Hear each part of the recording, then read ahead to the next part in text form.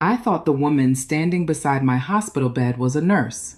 She wore a pale blue coat, her hair was tied back neatly, and she held a folder against her chest like she belonged there.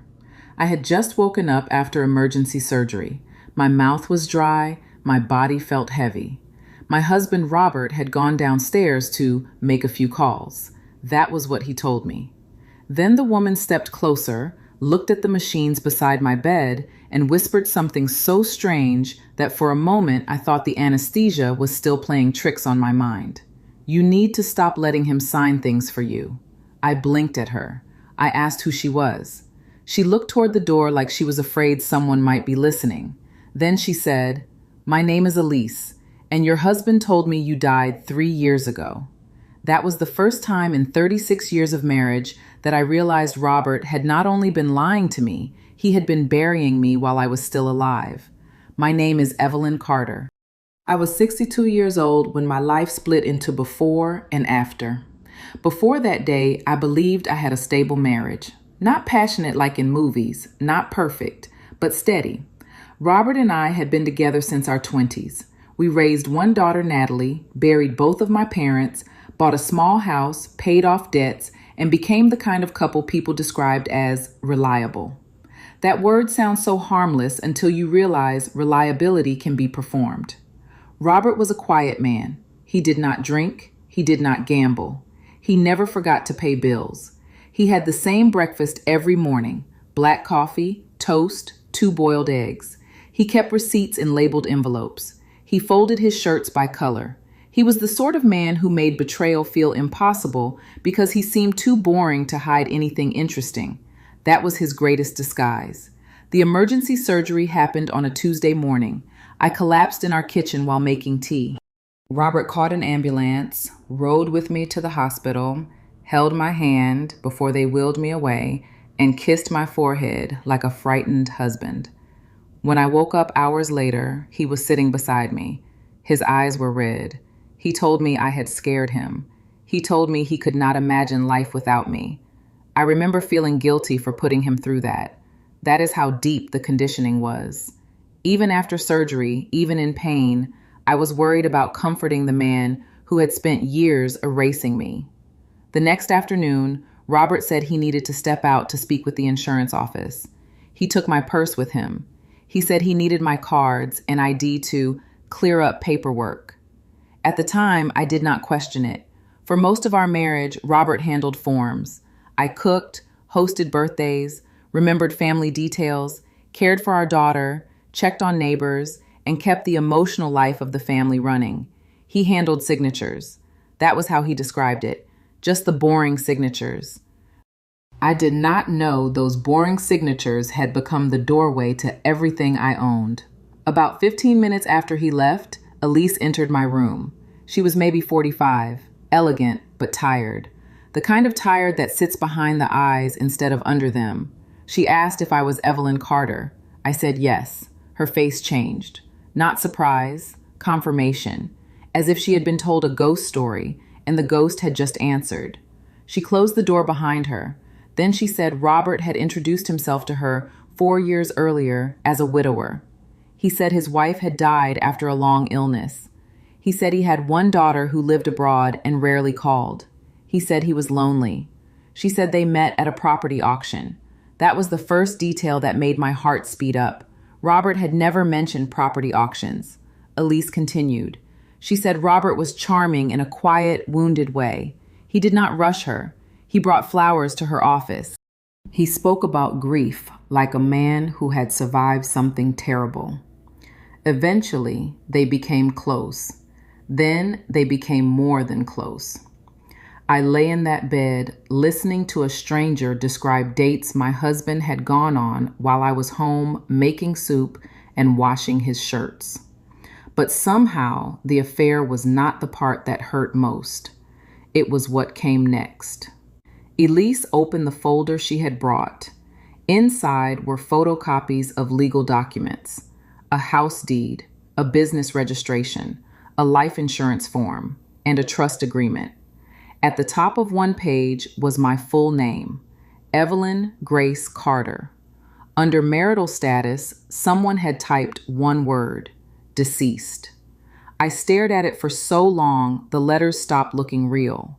Elise said she only discovered the truth 2 days earlier because Robert had asked her to sign a document related to a property transfer. She thought it was odd that my name kept appearing. When she questioned him, he told her it was old paperwork from before my death. But Elise had worked as a paralegal years earlier. She said the dates were wrong. The forms were too recent. So she searched public records. And there I was, alive, married, living at the same address Robert had listed as his primary residence. I came here because he told me you were in another hospital dying, she said. He said he needed to get documents signed before it was too late. My throat tightened. I asked, what documents? Elise did not answer immediately. That silence told me more than words. Finally, she said, your house, your retirement account, and something called the Maple Street Trust. I felt cold despite the warm hospital blankets. The Maple Street Trust was my mother's trust. She had left it to me after she died. It included a small apartment building she bought in the 70s, back when people thought she was foolish for investing in rundown rentals. By the time she passed, that building was worth nearly $2 million.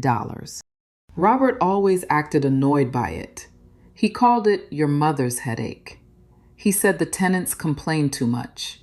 He said the taxes were rising. He said selling it would give us peace.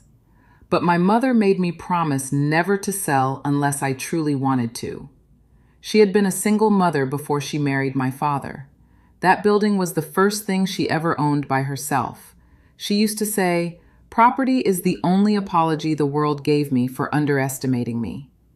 I kept it because it felt like keeping her. Robert wanted it because he knew exactly what it was worth. Elise placed one final paper on my blanket. It was a medical power of attorney. My signature appeared at the bottom, only I had never signed it. And according to that document, Robert had full authority to make financial and medical decisions if I was incapacitated. I looked at the date, 3 months earlier, the day of our daughter Natalie's birthday dinner. I remembered that night clearly because Robert had insisted I drink champagne even though I rarely did. I became dizzy. He laughed and said I was getting old. Later, he handed me a stack of cards and receipts and asked me to sign thank you notes and tax things while everyone was still at the table. I signed whatever he placed in front of me. I did not read everything. I trusted my husband. That sentence has become the most expensive confession of my life. Before Elise could say more, we heard Robert's voice in the hallway. She grabbed the papers, but I stopped her. I told her to leave one copy. She hesitated. Then she slipped a folded page under my pillow and left through the bathroom door connecting to the next room.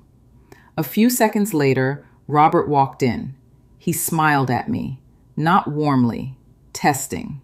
He asked if anyone had come by. I said a nurse had checked my IV. He looked at the door, then at my pillow, then at me. For the first time, I noticed his eyes were not red from crying. They were red from panic. He sat down and took my hand. His palm was sweaty. He said the hospital had given him more forms. He said we needed to sign them quickly so insurance would not become complicated. Then he pulled a pen from his shirt pocket, a black pen with gold trim. I had bought it for him on our 30th anniversary. I looked at that pen and felt something inside me harden. For years, I thought Robert carried that pen because he valued my gift. Now I realized he carried it because it helped him steal cleanly. He placed the papers on a clipboard. I could not see the full text because he covered the top with his hand. He said, "Just sign here, Evie." Evie. He only called me that when he wanted something. I asked him to read the document aloud. His smile flickered. He said I needed to rest and not worry my head with legal language. I said I wanted to know what I was signing. His voice lowered. Do you trust me? That was the moment I understood how often manipulation dresses itself as hurt feelings. I told him I was tired and wanted to sign later. Robert stared at me for 3 full seconds. Then he laughed softly and kissed my hand. Of course, he said, but his hand squeezed mine too tightly before he let go. That night, I did not sleep. I waited until Robert left to get coffee, then I called my daughter. Natalie answered on the 4th ring. I had not told her much about the surgery because Robert said he had already called her. When she heard my voice, she began crying. She said, "Mom, where are you?" I told her the hospital name. There was a pause. Then she said something that made my stomach turn. Dad told me you didn't want visitors. Robert had told our only child that I was too weak, too confused, and too emotional to see anyone. For 2 days, Natalie had been begging to come, and he had blocked her. I told her to come immediately, but not to tell him. She arrived 40 minutes later with her husband, Marcus. The moment she entered the room, I broke. Not because I was weak, because I finally had someone near me who loved me without needing my signature. I showed them the paper Elise had left. Marcus read it first. He is an accountant, calm man, kind, not dramatic. By the time he finished, his face had gone completely still. He said, "Evelyn, this is fraud." Natalie took the paper and stared at my forged signature. Then she whispered, "I know who wrote this." I looked at her. She said, "That's not Dad's handwriting." I asked what she meant. She pointed to the loop in the letter G. She said, "That's Aunt Marianne's." Marianne was Robert's younger sister. For years, Marianne had been part of our family in the way mold is part of an old basement. Always present, always unpleasant. She borrowed money and forgot to return it. She criticized my cooking while eating second helpings. She called me dramatic whenever I cried. And she adored Robert with a devotion I used to find sweet. Now it made me nauseous. Natalie said Marianne had copied my handwriting once as a joke years ago. At a family dinner, she signed my name on a birthday card and laughed because no one noticed. I did not remember it. Natalie did. Children remember the things adults dismiss. Marcus took photos of everything. Then he called a lawyer he knew from work. By morning, a woman named Diane Ross stood beside my bed with a leather briefcase and the expression of someone who had already decided where to place the knife. She listened to the story without interrupting. Then she said, "Do not sign anything else. Do not eat or drink anything he brings you. Do not be alone with him." That last sentence changed the air in the room. I asked if she thought Robert would hurt me. Diane looked at the forged medical authority, then at the property documents, then at me. She said, "I think your husband needs you unable to object." A person can live beside danger for decades and still be shocked when someone finally names it. Diane moved quickly. She contacted the hospital administrator. She had Robert removed from my authorized visitor list. She requested security. She filed emergency notices with the bank, the county records office, and the trust manager. By noon, Robert's plan began to crack. He arrived carrying flowers and a paper bag from my favorite bakery. Security stopped him at the nurse's station. I heard his voice rise. Then I heard Natalie. She said, "You are not going near my mother." I had never heard that tone from my daughter before. Robert tried to sound wounded.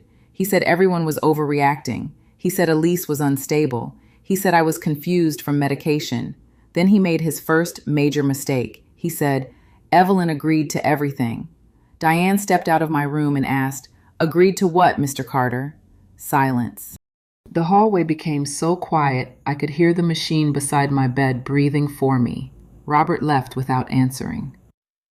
But the real explosion came 3 days later. Diane discovered that Robert and Marianne had created a plan almost 2 years earlier. They intended to have me declared mentally incompetent after my surgery. The hospital stay was not planned, of course. My collapse had been real. But Robert saw it as an opportunity. He had already prepared the paperwork, the forged medical authority, the trust transfer, the house deed, the petition claiming I had memory issues. Marianne had signed a statement saying I frequently forgot family members, left the stove on, and believed my dead mother was still alive. None of it was true, but it looked official. And that is the terrifying thing about lies on paper. They do not need to be true at first. They only need to look organized. Diane also found emails between Robert and Marianne. In one message, Marianne wrote, "Once the apartment building is moved, Evelyn can live somewhere supervised. She won't even understand what happened." Somewhere supervised. That was how my sister-in-law described locking me away from my own life. Another email mentioned Elise. Marianne did not like her. She called her the replacement wife. Replacement. Not mistress, not girlfriend, replacement wife. Robert was not just trying to steal my mother's building. He was preparing to remove me, marry Elise, and present my assets as the foundation of his new life. But he had miscalculated one thing. Elise had a conscience, and Marianne had ego. Ego makes people careless. The final twist came from the trust manager. Her name was Mrs. Alden, and she had been a friend of my mother's. She was nearly 80, sharp as broken glass, and had never trusted Robert. When Diane called her, Mrs. Alden laughed once and said, "I wondered when he would try." Then she revealed something my mother had never told me. The Maple Street Trust had a protection clause. If anyone attempted to transfer or sell the building using fraud, coercion, or forged authorization, control of the trust would temporarily move to an independent board until an investigation was complete. And if the fraud involved a spouse, that spouse would be permanently barred from receiving any benefit connected to the trust. My mother had built a trap, not for Robert specifically, for any man who thought a grieving woman's inheritance was easy prey. I cried when I heard it, not sad tears, different ones. My mother had been dead for 9 years, and somehow she had still reached forward and locked the door after me. The investigation widened fast. Banks froze accounts. Robert's business records were subpoenaed. Marianne's phone was seized after Diane presented the emails. Elise agreed to testify. That shocked everyone, especially Robert. He had assumed she would protect him because she loved him. But Elise told Diane something I will never forget. I loved the man he pretended to be. I do not owe loyalty to the man he is. At the hearing, Robert looked smaller than I had ever seen him. Not physically, spiritually. Without control, he seemed hollow. Marianne sat behind him, furious, overdressed, and whispering constantly to her attorney. When Elise walked in, Robert stared at her like betrayal had finally become offensive now that it was happening to him. Diane presented the documents, the forged signatures, the medical authority, the emails, the trust transfer attempts, the false statements about my mental health. Then she played a voicemail Robert had left Elise. I had not heard it before. His voice filled the courtroom. He said, "Once Evelyn is handled, we can finally start our real life." Handled. 36 years of marriage reduced to one word. Handled. Natalie sobbed quietly beside me. I did not. By then, I had no tears left for Robert. The judge listened without expression. Then he asked Robert one question. "Did your wife know you were representing her as deceased?" Robert opened his mouth, closed it, opened it again, and said, "It was a clerical misunderstanding." Even Marianne looked embarrassed. The judge did not. He ordered an immediate protective injunction. Robert was removed from all financial authority. The forged documents were referred for criminal investigation. Marianne was barred from contacting me, and the trust remained protected. But the sweetest part was not the legal victory. It came 2 weeks later. Mrs. Alden invited Natalie and me to the Maple Street building. I had not visited in months because Robert always said the place stressed me out. When we arrived, tenants stood in the courtyard holding flowers. My mother had rented to some of those families for decades. They knew me. They knew Robert, too. One elderly tenant named Mr. Alvarez took my hand and said, "Your mother told me this building would protect you one day." I asked what he meant. He smiled and said, "She said men like your husband always think women don't read the fine print, so she made sure another woman did." That was my mother, still teaching lessons from the grave. Robert eventually lost everything he thought he was stealing toward. Elise left him. Marianne turned on him when prosecutors offered her a deal. His reputation disappeared. His accounts were audited. His name became a warning whispered at church dinners and family gatherings. As for me, I recovered slowly, not just from surgery, from the discovery that I had spent half my life sleeping beside someone who saw my trust as a weakness. But I also learned something else. There are people who help bury you, and there are people who hear dirt hitting the coffin and start digging you out. Elise dug, Natalie dug, Diane dug, Mrs. Alden dug. My mother had been digging years before anyone knew there would be a grave. Today, I still live in my house. My house. The Maple Street building still stands. Natalie helps me manage it now, and every document gets read twice, sometimes 3 times. I use my own pen, I sign slowly, and I never let anyone cover the top of the page with their hand. People ask me what happened to Robert. The truth is, I do not follow his life closely anymore. Last I heard, he was living with Marianne in a rental outside town, which is its own kind of punishment. 2 people who helped build the same lie, now trapped inside the ruins of it. Maybe that is karma, not lightning, not drama, not instant revenge. Just the slow closing of every door you once thought you controlled.